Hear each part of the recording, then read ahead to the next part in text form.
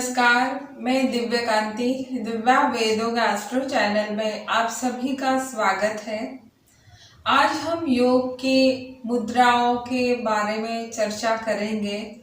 मुद्राओं का योग में क्या महत्व है, इसकी मैं जानकारी दूंगी।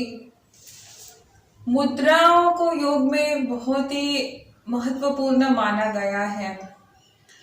जैसे अगर हम अपने भारत की संस्कृति भी देखते हैं तो उसमें जैसे नृत्य की मुद्रा है। हम जब पूजा पाठ करते हैं तो एक विशेष मुद्रा में हम एक दूसरे से मिलते हैं, तब हमारे शरीर के हम कुछ एक्सप्रेशन देते हैं।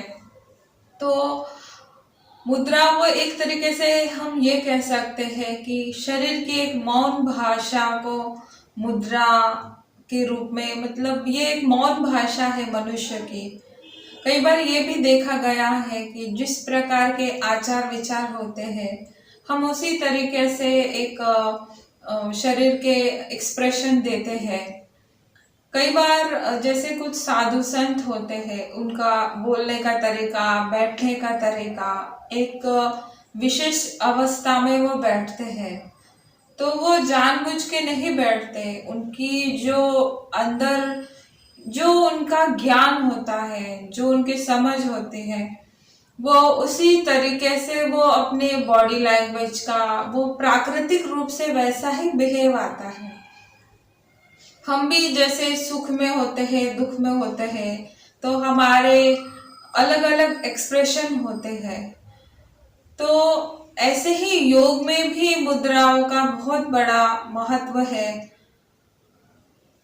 जैसे एक्यूपंक्चर में सारे शरीर के पॉइंट्स जो होते हैं वो हमारे हाथों में होते हैं। तो योग में भी योग जैसे पंच तत्व से जो शरीर बना है, उन तत्वों को बैलेंस करके मनुष्य में सकारात्मकता बढ़ाने का काम करता है। तो जो हमारा हाथ होते हैं वो 5 तत्वों को इंडिकेट करते हैं। 5 तत्वों का संबंध हाथों से, मतलब हाथों के जरिए हमारे शरीर में एक ऊर्जा का प्रवाह जाता है। तो ऐसे ही जैसे पंच तत्व है, तो पंच तत्वों की ये 5 उंगलियां जो होती है पंच तत्व से संबंधित होती है। पंच तत्व से हमारा शरीर भी बना हुआ है। उसी तरीके से पंच तत्व से संबंधित अगर वो अनबैलेंस होते हैं तो उसी संबंधित हमें कोई ना कोई फिजिकल मेंटल प्रॉब्लम हो सकती है।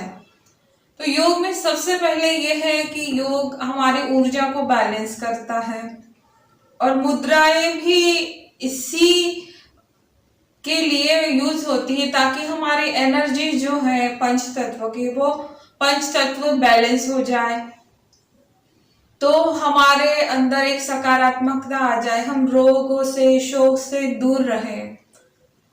जो हाथ होते हैं, हाथ का संबंध नाड़ियों से कनेक्ट होता है। नाड़ियां जिनका अस्तित्व फिजिकली भी है और वर्चुअली भी है। कुछ नाड़ियां हमारे शरीर में दिखती है जिनका अस्तित्व है, कुछ नाड़ियां ऐसी है जिनका अस्तित्व मतलब वो दिखती तो नहीं। जैसे एड़ा, पिंगला, सुषुम्ना नाड़ी जो होती है वो दिखती तो है नहीं, पर बैकबोन में ये रिसर्च के द्वारा ये पता किया गया है कि जो योग मेडिटेशन करता है, उन जो साधु संत हैं, जो रियल में योग अभ्यास करते हैं, समाधि का, ध्यान का अभ्यास करते हैं, उनकी ईड़ा, पिंगला, सुषुम्ना नाड़ी वो जागृत रहती है।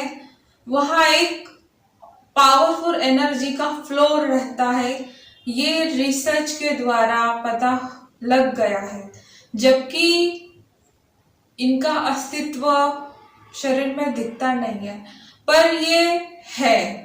और ये हमारे कई वेद पुराणों में इसका वर्णन है। कुंडलिनी जागरण में तो पूरी तरीके से ईड़ा पिंगला सुषुम्ना नाड़ी के द्वारा ही हम किस तरीके से कुंडली का जागरण कर सकते हैं, इसका वर्णन प्राप्त होता है। जैसे शिव संहिता, घेरण संहिता। शिव संहिता ने शिव जी ने पार्वती माता को बताया है कि किस तरीके से हम ईड़ा पिंगला नाड़ी को जागृत कर सकते हैं। योग में हमें क्या क्या अभ्यास करना चाहिए। हठ योग में भी ईड़ा पिंगला नाड़ी का बहुत सारा वर्णन है और कई उपनिषद है, कई ग्रंथ है हमारे योग के भी। तो उन्होंने भी जैसे कई ग्रंथों में ये भी वर्णन आया है कि 72,000 नाड़ियां जो होती है हमारे शरीर में होती है। इससे भी अलग अलग ग्रंथों में अलग अलग वर्णन है। तो जैसे नाड़ियों का शोधन जो हम मुद्राओं के जरिए कर सकते हैं।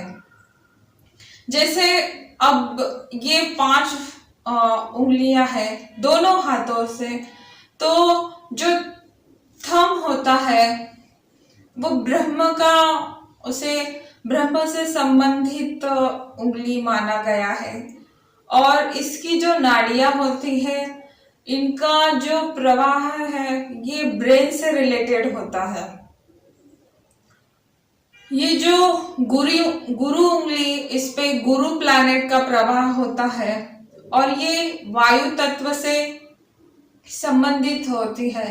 इसकी जो नाड़ियां होती हैं वो हमारे रेस्पिरेशन सिस्टम से संबंधित रखती है। जो हमारी मिडल फिंगर है ये शनि प्लैनेट की उंगली होती है और इसका तत्व जो है आकाश तत्व है। ये हमारे पेट से संबंधित छोटी आंत, बड़ी आंत से संबंध रखती है। जो हमारी अनामिका है इसका संबंध सूर्य प्लैनेट से है और यह पृथ्वी तत्व से संबंध रखती है। पृथ्वी तत्व में हमारा हार्ट से रिलेटेड है, जो भी चीजें है ये पृथ्वी तत्व से इसकी नस नाड़ियों का संबंध है।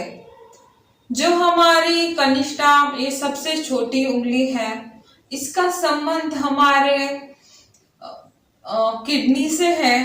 ये जल तत्व वाली मुद्रा है और इसे बुध प्लैनेट की मुद्रा भी कहा जाता है। तो ये तत्व से संबंधित सारी मुद्राएं होती हैं। जब हम इनको एक विशेष रूप में जब इनका मुद्राएं करते हैं हम, तब हमारे बॉडी में एक चेंजेस आते हैं, एनर्जी बैलेंस होती है और योग में मुद्राओं को एज ए इंजेक्शन की तरह काम करते हैं। ये बहुत ही सूक्ष्म विद्या है और बहुत इफेक्टिव है। जब हम धीरे धीरे मुद्राओं का अभ्यास करने लगते हैं तो हमारे नेचर में, हमारे बॉडी में, अगर आप किसी प्रॉब्लम से, शारीरिक रूप से किसी प्रॉब्लम को फेस कर रहे हो तो उस प्रॉब्लम से भी आपको मुद्राओं के जरिए छुटकारा मिल सकता है। ऐसे विविध प्रकार की मुद्राएं हैं। मैं हर एक का 1 बाय 1 वीडियो दूंगी सारी मुद्राओं का।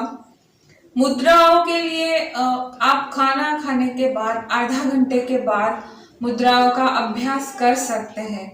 सुबह शाम आप किसी भी समय मुद्राओं का अभ्यास कर सकते हैं। आपको ऐसा नहीं है कि आप मतलब एक पर्टिकुलर वे में या एक जगह बैठ के ही करना है। आप सोते बैठते किसी भी स्थिति में भी मुद्रा का अभ्यास करते हैं। अगर कोई व्यक्ति बीमार है तो वो भी मुद्राओं का अभ्यास कर सकता है। तो मुद्राओं के अभ्यास के लिए कोई विशेष नियम नहीं है, बस आप जो भी मुद्राएं हैं, हर बीमारी से संबंधित डिफरेंट मुद्राएं हैं। ये बच्चे, बीमार, बुजुर्ग हो, यंग हो, सभी एज ग्रुप के लोग मुद्राएं कर सकते हैं।